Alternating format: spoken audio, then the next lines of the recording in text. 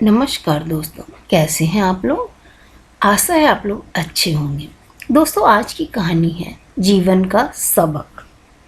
Society के garden में अपनी सहेलियों तनु और रश्मि के साथ शाम की सैर करती हुई मैंने एक कोने में स्थित एक बेंच पर गुमसुम बैठी माया आंटी पर उड़ती हुई नज़र डाली। वे किसी सोच में गुम और कुछ गंभीर उदास लगीं। आंटी अक्सर यहीं मिलती थीं, खूब बातें करती थीं। अंकल की 5 साल पहले मृत्यु हो गई थी। वे अपनी बेटी सोनाली के साथ रहती थीं। सोनाली की बेटी 10वीं क्लास में थी और बेटा 8वीं में। सोनाली के पति अनिल की 10 साल पहले ही एक सड़क दुर्घटना में मृत्यु हो गई थी। तब से आंटी और सोनल ने 3 साल छोटा उनका बेटा अनुज सोनल के साथ ही रहते थे। गार्डन का हर चक्कर पूरा करने पर मेरा ध्यान आंटी की तरफ जा रहा था। वे ज़्यादा कुछ गंभीर थी, नहीं तो वह हमें आवाज़ देकर बुला लिया करती थी। तनु और रश्मि तो सैर करके घर चली गईं, पर मेरा मन नहीं माना। हेलो आंटी, कहते हुए उनके पास बैठ गई। आंटी फीकी सी हंसी हंसते हुए बोली, आओ शोभा, कैसी हो। मैं ठीक हूँ आंटी।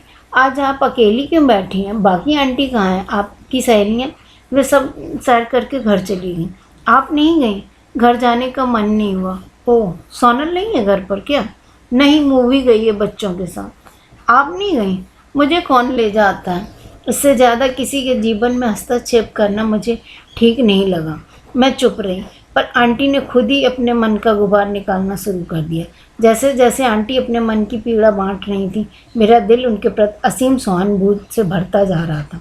आंटी कह रही थी, इस सोनल को सहारा देने के लिए सालों से इसके साथ रह रही हूँ। आज जब इसके बच्चे बड़े हो गए तो इसे मेरी ज़रूरत ही नहीं रही। कभी भी दोनों बच्चों को लेके बाहर चली जाती है, कभी मूवी, कभी डिनर।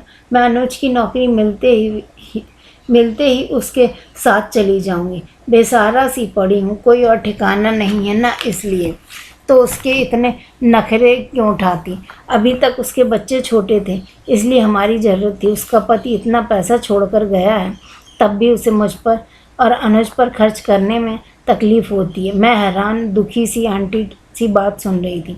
सोनल ऐसी है, मुझे तो जब भी मिली सभ्य कोमल स्वभाव सी लगी थी। घर में अपनी माँ के साथ ऐसा व्यवहार करती है। मुझे मन ही मन उस पर गुस्सा आया।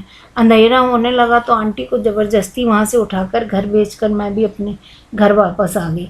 फिर किसी काम में मन नहीं लग रहा था। यही सोच रही थी कि वृद्धावस्था तो बहुत परेशानी की चीज़ है। अपनी बेटी को आश्रित रखकर दिन रात अपमान सहन करना आसान तो नहीं है, पर कोई बेटी अपनी माँ के साथ दुर्व्यवहार कर सकती है। रह रहकर आंटी का उदास चेहरा मेरी आंखों के सामने आ जाता। मुझे क्या करना चाहिए? सोनल से बात कर उसे समझाना ठीक रहेगा क्या? घर पर आजकल किसी के जीवन में हस्तक्षेप करना समझदारी तो नहीं है। न 2-4 दिन और निकल गए आंटी उसके बाद भी मुझे गार्डन में दिखी, पर बैठकर बात करने का मौका नहीं मिला। एक दिन आंटी नहीं थी, गार्डन में अचानक सोनल दिखी।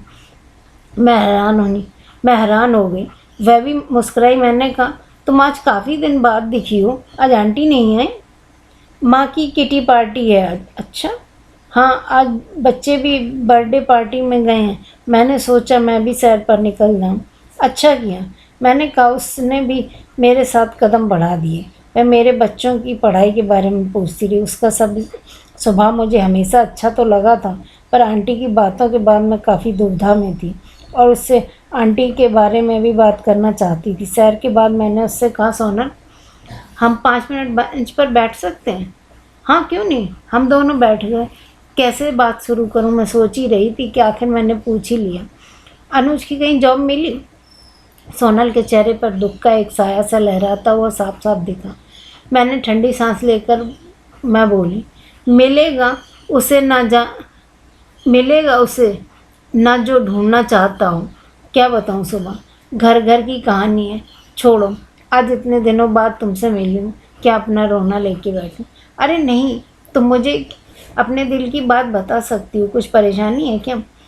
तुम्हें तो पता है मेरे पति मेरे साथ बहुत जल्दी छोड़ के चले गए थे। तब बच्चे इतने छोटे थे। माँ और अनुज और पिताजी के साथ मेरे पास रहने आ गई थी। मुझे सहारा रहेगा। पर मैं आज भी उस दिन को कोसती हूँ जब माँ मेरे साथ रहने आई थी। मैं बुरी तरह चौंकी। सच? क्या हुआ? हमारा एक फ्लैट और 2 दुकानें हैं। वहाँ से जो किराया आता है उससे और मेरे पति की जो बीमा की रकम है उससे मैंने घर गृहस्थी और बच्चों की पढ़ाई संभाली हुई है। किसी तरह मैनेज कर लेती हूँ। 1-2 बार मैंने कहीं जॉब भी किया पर मुझे 1 महीने में ही छोड़ना पड़ा क्योंकि अनुज और माँ बच्चों को संभालने के लिए साफ मना कर दिया करते हैं। पिताजी नहीं रहे तो मैं भी परेशानियाँ एक तरफ रखकर माँ को संभालती रही। तुम्हें पता है, सुबह माँ के 3 फ्लैट्स हैं, तीनों किराए पर दिए हैं। किराए और पिताजी का काफ़ी पैसा माँ के पास आता है पर माँ 1 रुपया भी मुझे कभी नहीं देती या मेरे बच्चों पर खर्च नहीं करती। उनका सब कुछ अनुज के लिए है और अनुज वह इतना कामचोर और निकम्मा है कि दिन भर बस टीवी या कंप्यूटर से लगा रहता है। बच्चों को पढ़ाना होता है तो यही कहती रहती हूँ कि टीवी की आवाज़ धीमी कर लो। फिर माँ को इतना बुरा लगता है कि पूछो मत। खाने में माँ और अनुज इतने नखरे हैं कि बता नहीं सकती। मेड से भी दोनों बहुत किटकिट करते हैं। अपने ही घर में दम घुटता है मेरा। तो निकल जाती हूँ। कभी बच्चों को लेकर 3-3 किटी पार्टी हैं माँ की। अपने और अनुज के लिए सब तरह के मनोरंजन की पर्याप्त धनराशि है माँ के पास। पर कभी उनका हमारे ऊपर कुछ खर्च हो जाए तो दिन भर सुनाती हैं। काश सहारा देने के नाम पर माँ हमारे पास ना आती, मैं ज़्यादा चैन से जी लेती। वे कभी अपने फ्लैट में रहने के बारे में सोचती भी नहीं हैं क्योंकि वहाँ उनके खर्चे होंगे। आज सुबह माँ ने बहुत सुनाया था, दिल भरा हुआ है। आज तुमसे सब कह दिया पर प्लीज़ किसी को कहना मत। अपनी परेशानियाँ आज तक किसी को नहीं कही। कोई जल्द यकीन भी तो नहीं कर पाएगा। जो सामने दिखता है वही सच नहीं होता। बहुत कुछ अनदेखा रह जाता है। चलें? आंखें पोंछते हुए सोनल ने कहा। तो मुझे भी अपनी आंखों की नमी का एहसास हुआ। हम दोनों अपनी अपनी बिल्डिंग के रास्ते की तरफ बढ़ गए।